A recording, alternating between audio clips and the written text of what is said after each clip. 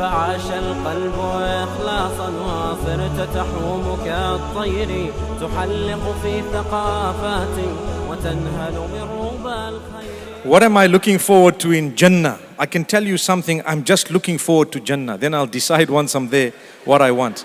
The reason I say that is I have a lot of people asking me more than 200-300 questions over the last few years. Will my cat be in Jannah with me? And I'm intrigued at the love that the people who send these questions have for their cats. And I know the answer, but I can't break their hearts. So I have to tell them, the Almighty promises you, and He promised all of us, and this is a serious matter. He says, when you get to paradise, you will have whatever you want, how you want it, when you want it, in the way that makes you happy, without changing what you want, even by a speck. So I sit and I think people have husbands they don't like, people have wives they don't want, people have animals, people have so much, and I think to myself, what's going to happen to them? They just need to know, please get there, then you're going to see what's going to happen. You will be amazed. We are thinking with our little brains of humankind here, when you get there, you're going to have the super brain, which is totally perfect. You're going to have the existence that's blemishless. No Photoshop, it's real, you know. It's real. You don't have to try and change things. No makeup, it's actually fact. That's who you are. And if you want to be someone different while you're thinking, you're changing. If someone wants to see you different, they'll be seeing you different while you're seeing yourself different. I can't even explain. So then I tell them, you know what, please just get to paradise first. Talk about your cat there. If you think about the cat when you're there, I promise you'll get the cat. But the question is, will you think about your cat? Yes, I definitely will. That's what they say.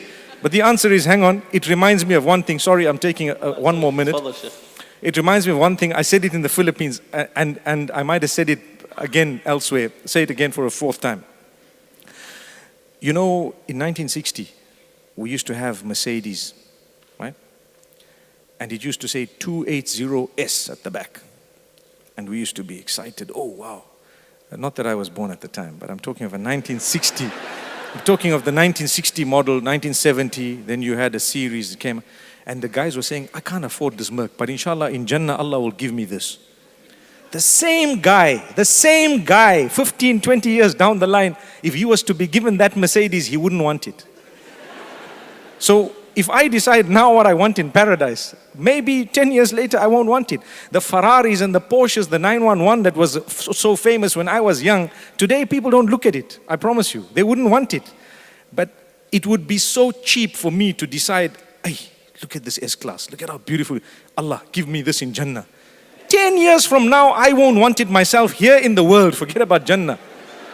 Because the model is gonna change, everything changes. So this goes to show, my brothers and sisters, it's a fact. When we say we want something in Jannah, this is what I'm gonna do in Jannah, you know what? Forget about all of that. Just prepare for Jannah. Just make sure you are there. Once you're there, trust me, you'll never be let down. People say, if men get this, what am I gonna get? I promise you, you're gonna get better than men.